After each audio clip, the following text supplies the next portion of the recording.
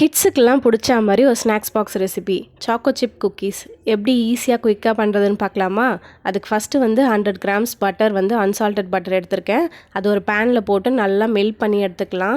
நல்லா மெல்ட் ஆனதும் அது ஒரு பவுலில் ட்ரான்ஸ்ஃபர் பண்ணிவிட்டு 1/2 கப் அளவுக்கு நான் ஜாகரி பவுடர் எடுத்திருக்கேன். உங்களுக்கு ஜாகரி பவுடர் வேணான்னா நீங்கள் ஒயிட் சுகர் கூட நீங்கள் ஆட் பண்ணிக்கலாம். இப்போ 1/2 டீஸ்பூன் வெனிலா எக்ஸ்ட்ராக்ட் சேர்த்துக்கிறேன். 1 கப் அளவுக்கு கோதுமை மாவு நான் யூஸ் பண்ணியிருக்கேன். வேணான்னா நீங்கள் மைதா ஆட் பண்ணிக்கலாம். 1/2 teaspoon baking soda baking powder add பண்ணிவிட்டு பிஞ்ச் ஆஃப் சால்ட்டும் சேர்த்துட்டு நல்லா மிக்ஸ் பண்ணிக்கணும். தேவைன்னா மட்டும் ஆச்சி ஆற வச்ச பால் கொஞ்சமாக சேர்த்துட்டு நல்லா இந்த சப்பாத்தி மாவு கன்சிஸ்டன்சியில் நல்லா சாஃப்டாக பிசைஞ்சு எடுத்துக்கணும். இப்போது நான் சாக்கோ சிப்ஸ் சேர்த்துக்கிறேன். உங்களுக்கு வேணும்னா நட்ஸ் இல்லை வேறு எந்த ஆப்ஷன் உங்கள் விருப்பம் எதனால நீங்கள் சேர்த்துக்கலாம். நல்லா மிக்ஸ் பண்ணிக்கணும். இந்த கன்சிஸ்டன்சியில் இருக்கணும்.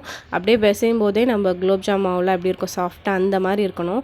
இப்போ நமக்கு பிடிச்ச மாதிரி ஷேப்பில் நல்லா ரெடி பண்ணிவிட்டு இன்றைக்கி நான் ஒரு தம் ப்ராசஸில் தான் பேக் பண்ண போகிறேன். ஃபஸ்ட்டு தோசை தவா கீழே வச்சுட்டு மேலே ஒரு பேன் வச்சுட்டு கொஞ்சமாக பட்டர் சேர்த்துட்டு பேன் ஃபுல்லாக அப்ளை பண்ணிவிட்டு ஒரு 10 மினிட்ஸ்க்கு ப்ரீ ஹீட் பண்ணிக்க போகிறேன் லோ ஃப்ளேம்லேயே. நெக்ஸ்ட் நம்ம ரெடி பண்ணி வச்ச அந்த குக்கி டோலாம் பேனில் வச்சுட்டு மேலே கொஞ்சம் சாக்கோ சிப்ஸ் சேர்த்துட்டு ஒரு 12 to 15 மினிட்ஸ் அந்த லோ ஃப்ளேம்லேயே வச்சு எடுத்தால் குக்கீஸ் ரெடி ஆகிடும். நல்லா ஆறின பிறகு நீங்கள் எடுத்து பார்த்தீங்கன்னா இந்த மாதிரி கிறிஸ்பியாகவே வந்திருக்கும். உள்ளே கொஞ்சம் நல்லா சூவியாக இருக்கும். கண்டிப்பாக உங்கள் கிட்ஸுக்கு இது மாதிரி கொடுத்து ட்ரை பண்ணுங்கள்.